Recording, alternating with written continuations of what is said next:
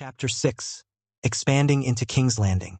With Alexander being summoned, it gave Maximus a lot of freedom to start traveling the free cities and to Westeros.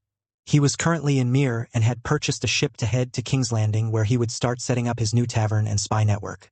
Coming with him was Faraday and a handful of the Shadow operatives to oversee this crucial expansion, as well as a man named Merario Asaner who was sent by Aaron to become the new manager for the tavern. For days later, they had arrived at King's Landing under the guise of wealthy merchants looking to establish new trade routes. As soon as he was about to venture into the city, Faraday had walked up to him. "My lord, Lord Varys appears to be waiting for you up ahead," informed Faraday. Looking in front of them, Maximus saw Varys standing next to a nearby building within its shadow. "I'm sure his little birds have told him about our arrival. I'll go speak with him, just watch the area for any problems," ordered Maximus as he walked towards Varys, leaving his guards behind. Varys, the bald eunuch, was dressed in a robe of lavish cloth. He had a distinct placidity about him, his eyes calm yet unreadable. "My lord Maximus, I've heard much of your exploits within free cities." Varys greeted him with an enigmatic smile. "I trust your voyage across the narrow sea brought no inconvenience?" "No more than usual, Lord Varys," Maximus responded evenly. Varys nodded and gestured towards a private corner away from prying eyes. "I am not here to impose, my lord. I am just curious as to why such as yourself have ventured across the narrow sea to King's Landing." "I simply seek opportunities, Lord Varys," Maximus responded, his eyes meeting those of Lord Varys. "I'm sure you know of my many establishments within the free cities. I seek to establish one in King's Landing to provide both the common folk and lords access to some interesting foods, drinks, and entertainment," revealed Maximus. He knew Varys already knew about his business, as he didn't try to keep it a secret.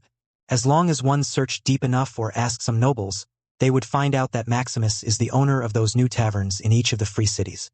And someone like Varys who had access to a large spy network could find out easily. "Indeed," Varys replied, having no surprise at the revelation. "A noble endeavor, my lord. Providing services and delights to the people of this city is always met with approval.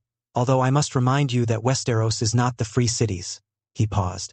"The rules are different, and the power dynamics shift more rapidly than the seas during a storm." Maximus chuckled lightly. "I am no stranger to challenges, Lord Varys. They make life much more interesting." Varys smiled at the response, a knowing glimmer in his eyes. "Indeed they do," he replied. "Very well, welcome to King's Landing, Lord Maximus. But I would advise you to tread carefully." "I will, Lord Varys, and before you go, I must tell you that I have something interesting that you can give the king," informed Maximus. "And what do you think is something that the king will be interested in?" inquired Lord Varys. "Well," Maximus began, lowering his voice to a whisper. A wry smirk appeared on his lips as he took a step closer to Lord Varys. "I have in my possession a rare vintage of wine from Essos. It's called Illyrio's Fire, aged for over 5 decades and known for its rich, fiery flavor. I only have a few bottles, and I thought the king might appreciate such a rarity." Varys' eyebrows shot up at the mention of Illyrio's Fire. Even he, with all his access and connections, had only heard rumors of such a vintage. To actually possess it was quite an achievement. Indeed, his voice betrayed a hint of intrigue. "The king does have an appreciation for fine wines, and this is certainly no ordinary wine." Maximus nodded. "Consider it a gift from me to the crown, a token of goodwill, and inform the king that I have a way to ensure that his wife never has a stillborn child again, and his son's life will never be in danger," Maximus offered with a respectful bow of his head. Varys bowed slightly, a thin smile curving his lips. "A generous offer, my lord. The king will be most pleased." He hesitated for a moment and then added, "Is there anything else you require from me before I take my leave?" Maximus shook his head. "Not at the moment, Lord Varys, but I am sure our paths will cross again soon." "I am certain of it," replied Varys, offering a final nod before turning to disappear back into the shadowy maze of King's Landing. Once Varys was out of sight, Maximus heaved a sigh. The meeting had gone as well as he could have hoped, for now. It was only the first step in his grand plan. King's Landing was ripe with opportunities and dangers alike. Only time would tell if he had played his cards right. He planned to gain the Mad King's favor and trust in order to be able to meet the Queen. Once that happens, then he would be able to save her alongside her children when the rebellion happens. As he began to direct his men towards their new establishment, which Faraday had already procured before they arrived, Murario Assaner approached him. He was a tall man, with ebony hair and a slender build that hid his strength. "My lord," he began, "I've managed to secure some hires for the tavern while you were speaking with Varus. We should be able to start operations by tomorrow night." Maximus gave him an approving nod. "Good work, Murario. Once everything is set up, we can start renovating the place and eventually open it." Murario straightened with a satisfied grin. "I won't disappoint you, my lord. Our tavern shall be the talk of King's Landing." And with that, they parted ways, Murario to oversee the last-minute preparations for the tavern and Maximus set off to visit the property and see what needs to be done. As Maximus stepped into the building that was soon to become the most popular tavern in King's Landing, his eyes evaluated the space. It was well located, and while it needed some work to align with his vision, it had potential. High ceilings, ample room for tables and chairs, a large bar area, and a generous space for a stage where musicians or performers could entertain guests. The renovations would take some time, but he was not in a rush. He knew that a well-designed and comfortable tavern could lure in both high-born lords looking for refined entertainment, as well as commoners who sought a place to unwind after a hard day. As he walked around the place inspecting every corner, Maximus formulated plans. He wanted to create an atmosphere unlike any other in King's Landing. The furnishings would be luxurious but welcoming.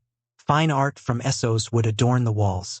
And of course, there would be a private room reserved only for special guests, highborns or wealthy merchants with a taste for exclusivity and privacy. His designs for his bar were mostly based off his modern knowledge, which in this world would make it look unique compared to other taverns and places of interest. The stonemasons and carpenters took his words and created a plan to renovate the area. Once he was done planning the renovations of the tavern, Maximus took 2 guards and explored the rest of King's Landing. Chapter 7: Meeting with the Mad King. When the next day arrived, Maximus was greeted by Lord Varus at the entrance of his tavern. The carpenters and stonemasons had already started working on the renovations of the tavern.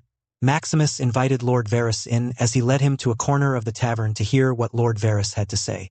"Quite an ambitious undertaking, my lord," Varus commented, his eyes scanning the half-constructed stage and bar area. "This will undoubtedly become quite the attraction in King's Landing." Maximus merely chuckled in response. "That is the plan, Lord Varus. An establishment unlike any other. Somewhere everyone can find something to their liking." Varus nodded appreciatively before passing on a sealed letter bearing the royal seal. "From the king," he said simply. Maximus took and opened the letter carefully. His eyebrows rose as he read its contents. "His Grace wishes to meet me?" "Yes, Lord Maximus," Varus confirmed with a smirk. "It seems your generous gift has intrigued him sufficiently." "A meeting with King Ares was sooner than I anticipated," Maximus admitted, not revealing any hint of concern. He handed the letter back to Varus and continued, "I trust he is well?" "Indeed," Varus replied cryptically. "The king is as well as can be expected. He has his good days and his not-so-good days." "I see," said Maximus, understanding what Varus was not saying. He knew all too well the mad tendencies of King Ares. "Well then, I suppose this will be an interesting endeavor." Varus simply inclined his head, a small smile playing on his lips. "Indeed, Lord Maximus. I recommend you tread carefully in your dealings with his grace." Varus paused for a moment, his gaze straying to the ongoing work around them. "If you would like, my lord, we can go now," suggested Varus. "Very well," Maximus agreed.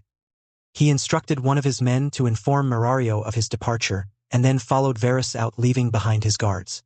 As they made their way through the winding streets of King's Landing towards the Red Keep, Maximus was observing their surroundings, looking at the current state of the city under the Mad King's rule, the desperate faces of the beggars on the street corners, the squalid conditions in the poorest quarters, the hollow-eyed children stealing scraps from market stalls.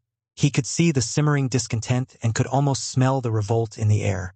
However, as they moved closer to the Red Keep, the luscious gardens and impressive architecture told a different story of privilege, affluence, and power.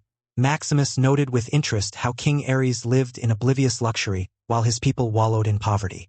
It was a recurring occurrence in both his past and present life. The wealthy and powerful occupied the highest echelons of society, while those at the very bottom continued to struggle with basic needs such as food and shelter, only able to scrape by through subservience to the upper class. Of course, it wasn't always the upper class who was at fault, as sometimes it's the common people who cause more problems for themselves. Upon arriving at the Red Keep, they were escorted to a private chamber where King Ares sat. The room was vast and opulent, decorated with rich tapestries depicting past Targaryen victories. The air was heavy with the scent of exotic incense burning in golden braziers. At the far end of the chamber, seated behind a desk, was King Ares himself. "Lord Maximus," he said in a soft voice, "you honor me with your presence." Maximus slightly bowed before the king, as right now he was a simple lord and didn't hold much power within Westeros as of yet. However, money was a powerful influencer and he had a lot of it. "Your Grace," he greeted, rising to meet the eyes of the Mad King. "The honor is mine." "Indeed," he replied as he gestured towards a chair across from him. "Please have a seat." Varys retreated subtly into the background as Maximus sat down opposite the Mad King. "Let's get straight to the point, Lord Maximus," stated King Ares. "You say you have a way to ensure that my wife never has a stillborn child again and my son's life will never be in danger. I am curious how someone like you will ensure that." Maintaining eye contact, Maximus responded calmly. "Your Grace, I come from a land far to the east of Essos, where medicine and alchemy have advanced significantly. There, we have potions and treatments that help ensure the health of a child in the womb and protect them from many dangers even after they are born." This was a lie, of course, as Maximus was referring to the system in this case. His only plan for doing this was to simply save both Viserys and Daenerys during the rebellion. While he had no moral obligation to save them, they would be a major motivator for his future invasion of Westeros to reclaim their former seat in King's Landing. Once he rescued them, naturally he would have them raised and trained up to be capable a warrior, leader, and ruler. As of now, he had no plans to take over Westeros as his focus was on Essos, but he was sure that in the future that would change. The king's eyes widened in surprise and a flicker of hope crossed his face. "Is such a thing possible?" he asked, clearly intrigued. Maximus nodded. "It is, Your Grace. I can import these remedies for Her Grace the Queen and Prince Rhaegar." The Mad King looked at him with suspicion in his eyes. "And what do you want in return?" Maximus met the Mad King's gaze. "For now, nothing, Your Grace. My desire is to just build my tavern within the city. And of course, the assurance that my businesses will remain untouched by unnecessary scrutiny or taxation." King Ares regarded Maximus silently for a moment before bursting into loud, unhinged laughter. He understood well enough that this was no ordinary monarch. He was dealing with a man termed the Mad King after all. However, madness or not, Ares was still the king and held immense power. "Well spoken, Lord Maximus. Well spoken indeed," King Ares finally said, his laughter tapering off into occasional chuckles. He leaned forward across the table. His eyes had an indefinable spark. "I accept your terms," he announced in a low growl. "Bring me these remedies you speak of, and in return I shall assure you that your businesses will be free from royal interference." Maximus bowed his head in acknowledgement. "Thank you, Your Grace. However," King Ares added, his voice low and dangerous, "if you are lying or your methods fail, you will pay for it dearly." There was a mad glint in his eyes that sent a shiver down Maximus's spine. He knew the king had a fondness for fire, and he didn't plan on ending up as another one of Ares' victims. "Rest assured, Your Grace," Maximus said smoothly. "I am not in the business of making empty promises. I shall deliver what I have promised." A sudden smile broke on King Ares' face, replacing his previously menacing expression. "Good, good," he exclaimed, clapping his hands together with childlike enthusiasm. "I am eager to see these eastern remedies of yours." Varys emerged from the shadows then, respectfully requesting to discuss certain matters with King Ares.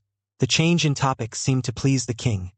He turned his attention to Varys and dismissed Maximus with a wave of his hand. As he left the Red Keep, he thought about how good his acting was. It seemed he had successfully planted the first seeds of his plan in the rocky soil of King's Landing. However, he had to tread carefully. Pleasing a Mad King was no easy task and any misstep could cost him his life. But when he succeeds, then he would have gained the favor of the Mad King along with many other benefits. He wanted to start interacting with the many lords and ladies of the court to increase his influence and connections amongst the lords of Westeros. Chapter 8. The start of Maximus's rise to power. Following his meeting with the king, Maximus had bought a potion of fertility from the system shop. This potion would provide any female with ability give birth to healthy children while they themselves remained healthy during the childbirth, making their chance of dying go away. Next was the Potion of Vitality, which would give Prince Rhaegar increased vitality compared to the rest of the Lord and Ladies of Westeros. Each potion cost 10 system points, so Maximus brought 25 of both potions for a total of 500 system points. He waited 2 days before he brought 4 of each potion to King Aerys. Maximus could see that the king was still skeptical about these potions that he had given them, which is why he brought 4 of each to the king. One would be tested by the Grand Maester for poison or any other harmful substances. The other 3, Maximus explained, were for practical application, 1 each for the queen, the prince, and a spare. Aerys handed the potions over to the Grand Maester with a strained look of anticipation on his face, and Maximus observed them all being taken away with a hint of satisfaction.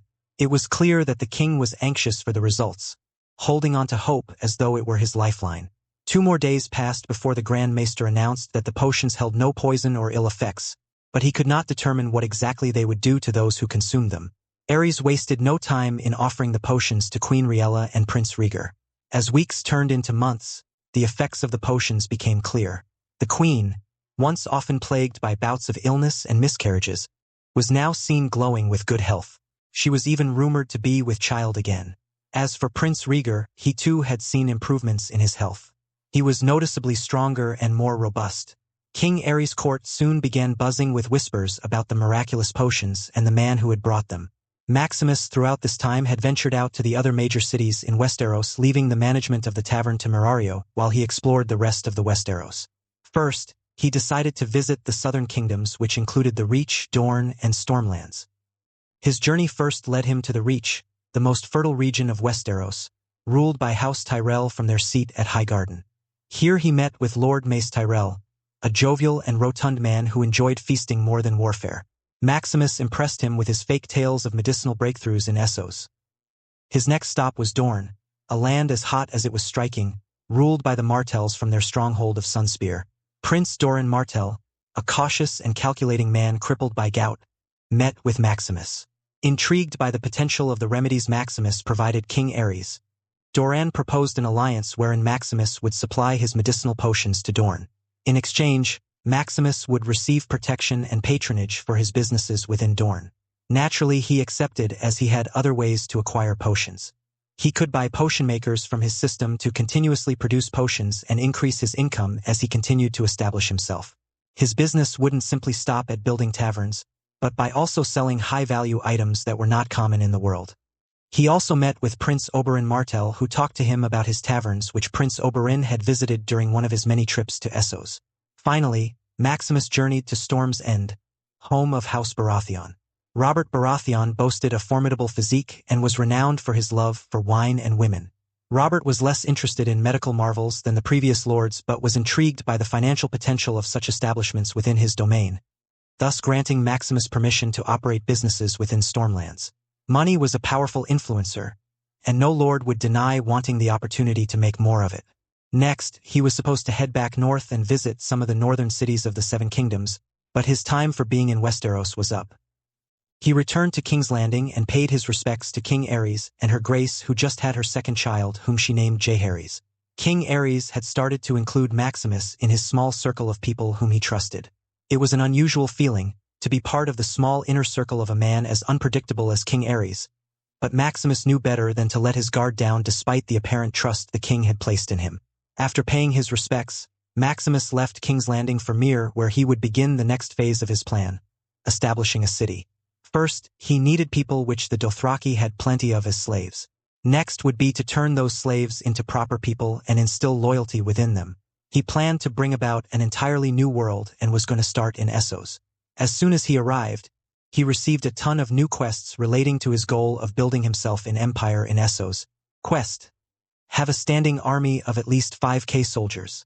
Rewards: 15k system points, x 100 lawbringers, x 100 warmongers, x 100 black priors. Quest: find and claim a location for your empire's capital city. Rewards: 20k system points, x 1000 stonemasons, x 500 carpenters. Quest: defeat all of the Dothraki hordes to increase your population and bring an end to the nomadic barbarians. Rewards: 40k system points, x 1 dragon, x 10 wyverns. And so, with his goals clearly laid out before him, Maximus set out to Slavers Bay to buy some unsullied soldiers. This would complete his first quest, and it was also a part of his plan in the first place. Buying unsullied soldiers rather than spending system points was a much better trade, as he had more than enough gold to buy the 5k unsullied soldiers which he planned to get. Chapter 9: The New Summons. The trip to Slavers Bay took 3 months before Maximus arrived at Astapor, also known as the Red City.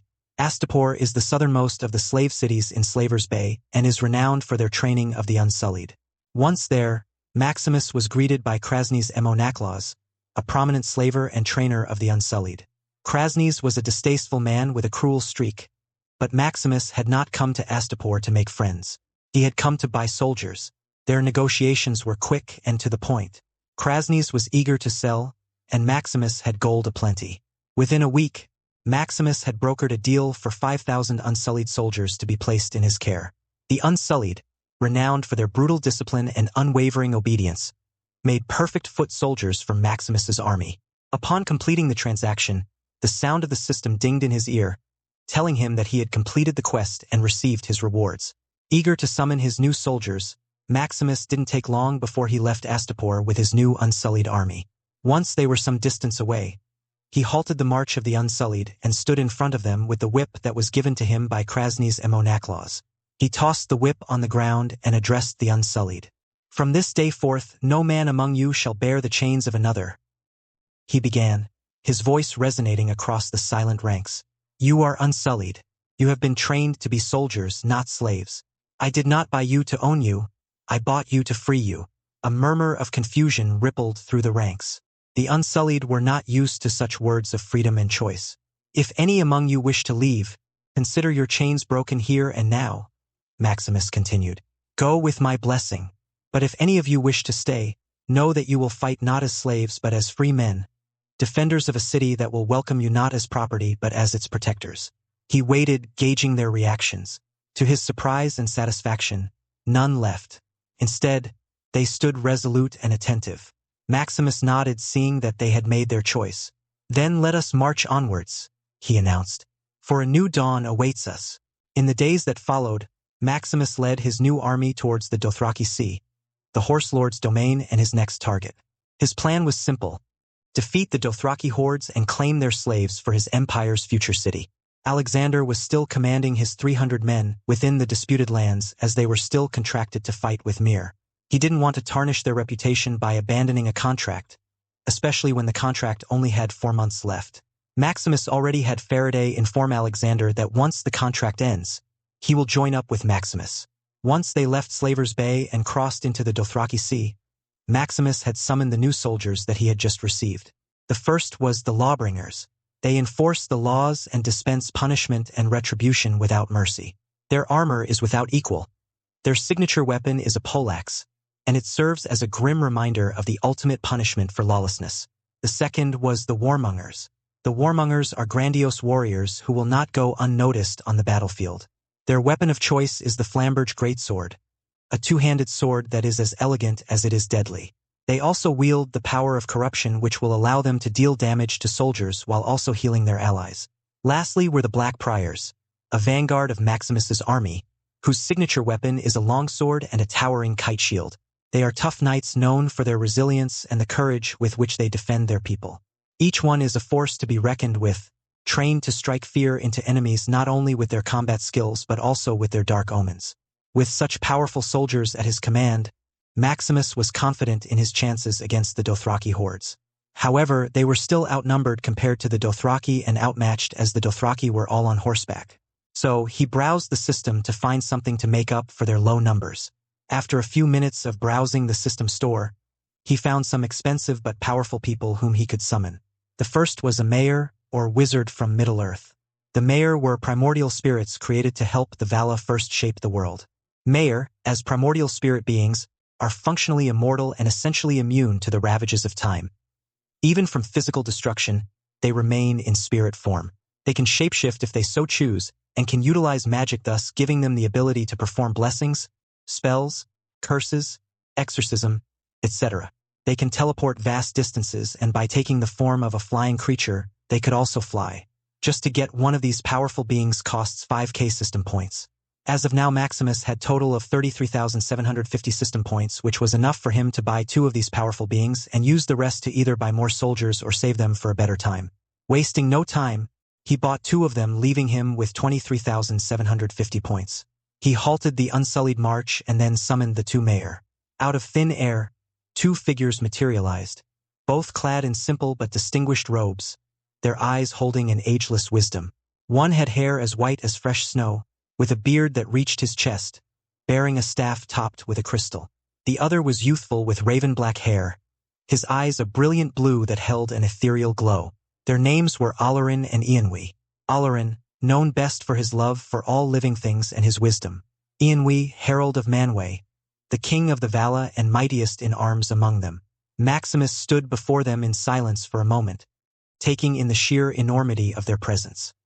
He then spoke. Alarin and Ianwi of Mayor, it's a pleasure to have you with me, he stated as the 2 of them bowed their heads. My lord, we are glad to be of service, said Ianwi.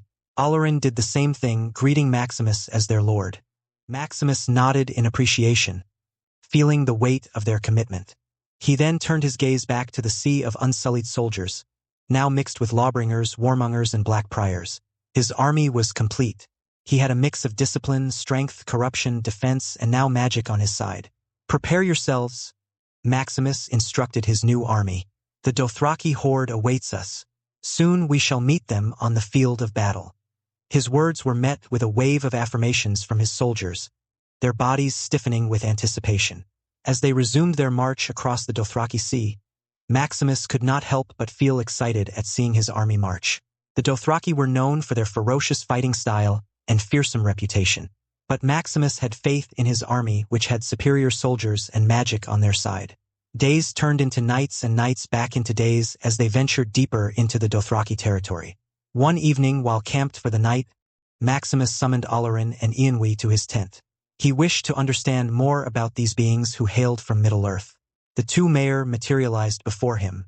Their appearances were humble, and yet there was an undeniable aura of power around them. Alarin, Ianwi, Maximus began. I wish to know more about your capabilities, your strengths. Tell me of the knowledge you possess. Alarin, the elder of the 2, spoke first. Our strengths lie in our spiritual manifestation and abilities we hold. We possess vast knowledge in magic and warfare, he said confidently. Ianwi, the younger, chimed in. We are spirits, my lord. Spirits of the earth and sky, of wind and fire. We are not bound by physical limitations. Our magic is potent, able to heal injuries or create barriers against enemy attacks. We can shapeshift into creatures or even elements, if need be, teleport over vast distances and bestow blessings or curses in accordance with our will, Alarin added, his voice a soft rumble like distant thunder. Furthermore, our wisdom spans eons and we have seen many wars, many battles. Maximus listened attentively, nodding at their words.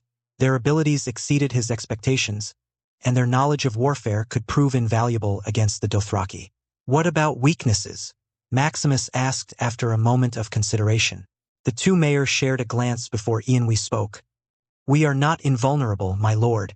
Although we can reform after our physical form is destroyed, it takes time for us to regain our full strength. And powerful magical attacks can harm us, Alarin added with a serious expression.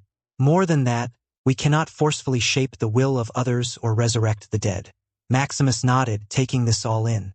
He appreciated their honesty and felt even more confident in having them by his side. With them present, Maximus used the remainder of the night to strategize for the upcoming battle against the Dothraki. Chapter 10. First Dothraki horde down. Days passed uneventfully until one morning when a scout returned with news of a Dothraki's horde location. They were encamped near a river a day's march away, their numbers as immense as they had anticipated. Maximus' mind immediately began to spin strategies around this new information. A river could be used to their advantage, providing natural defenses that could help offset the greater numbers of the Dothraki. Instructing his forces to break camp, they set off. Alarin and Ianwi marched at the front, both wielding their weapons. Alarin was a pure mage, so he had his staff in hand, while Ianwi wielded a sword and was more of a frontline wizard than Alarin. As the sun began to set, they finally sighted the Dothraki camp sprawled alongside the river's edge. The Dothraki had also spotted him as the Khal began to sally out with his blood riders and the rest of the Dothraki horsemen. Allerin, Eonwë, called Maximus, "Prepare for battle." The two nodded and had begun taking positions at the head of the army. Within the army, the warmongers were given leadership positions within the army to better manage the Unsullied. They were familiar with the concept of war, and their experience would be indispensable in the upcoming battle. Maximus rode to the front, his eyes fixed on the horde of horsemen across the river. His heart pounded with exhilaration. This was a feeling he was familiar with, the feeling before a battle. "Hold steady!" shouted Maximus, turning to his army. As the enemy horde grew closer, his army stood firm, their faces hidden behind their helmets, their bodies filled with determination and resolve. Maximus could see how they tightened their grip on their weapons, prepared to face the Dothraki horde. The Dothraki attacked first, a wave of horsemen galloping towards them like reckless savages. They charged forward shouting fierce war cries, their curved swords and bows within their hands. "Allerin," Maximus called. Without hesitation, the elder mayor raised his staff. In response to his incantation, a barrier of light formed in front of their lines.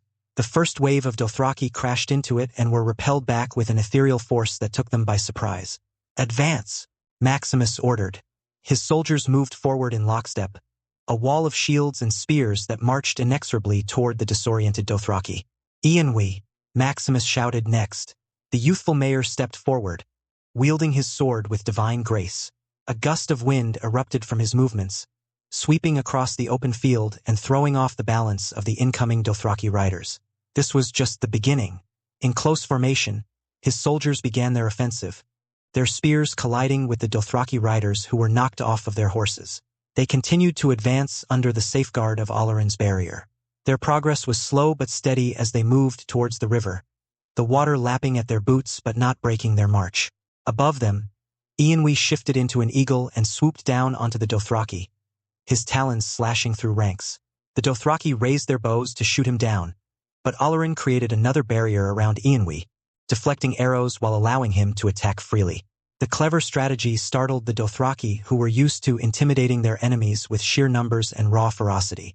Meanwhile, Maximus had joined the front lines with his troops and began fighting against the Dothraki riders. With every swing of his sword, a Dothraki who dared stand in his path was killed. Soon enough, fear had begun to spread throughout the Dothraki ranks, as the use of magic had caused them to become wary.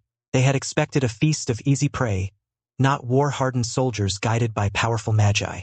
Marauding horsemen tried to flank them, but each time they were pushed back by the unyielding ranks of the Unsullied, their spears forming an impenetrable wall. Any who broke through found themselves face-to-face with the terrifying Lawbringers. From the sky, Eonwë let out an ear-piercing cry as he dived down once more upon the Dothraki. He then shifted into a huge bear, landing heavily amongst them and tearing them apart with razor-sharp claws. The Dothraki riders reeled in disarray, unable to maintain their earlier momentum. The Khal, who was part of the first wave of riders, was fighting on foot as he had been thrown off his horse by the barrier. He had managed to kill a few Unsullied alongside his blood riders, but now he was standing in front of Maximus alongside 10 Black Priors. The Black Priors had charged at the blood riders while Maximus and the Dothraki Khal faced each other.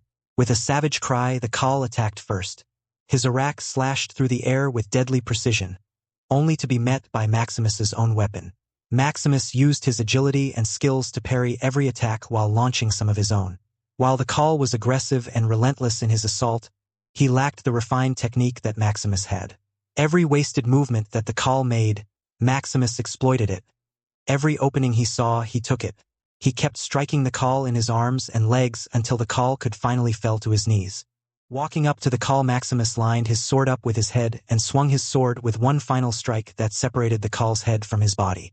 Seeing this, the Dothraki riders fell into disarray, their leaderless horses scattering across the battlefield.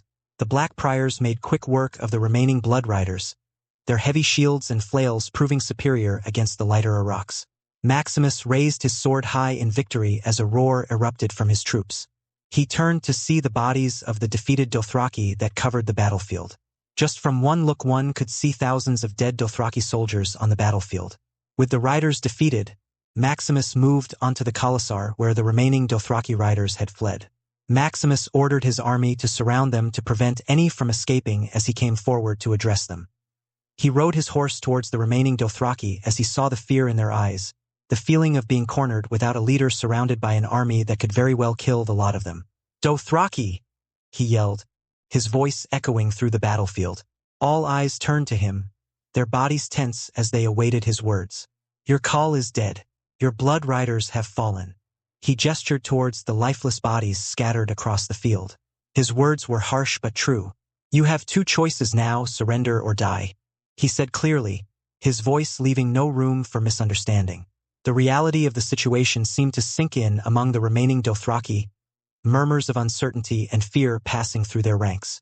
Some threw down their weapons immediately, their call was dead, and they didn't have the means to beat the army in front of them who also had magi. Others hesitated, their pride wrestling with their survival instincts.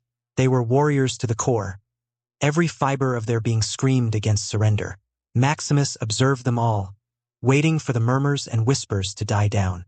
"Choose wisely," he said. One by one, the Dothraki dropped their weapons. There were still some who refused to surrender, but Olorin had used his staff and caused a shockwave to spread throughout the Dothraki, which forced them down to their knees. "From now on, everybody here serves me and will have a much better life than before under the Khal's rule," Maximus announced, his voice resonating in the silent battlefield.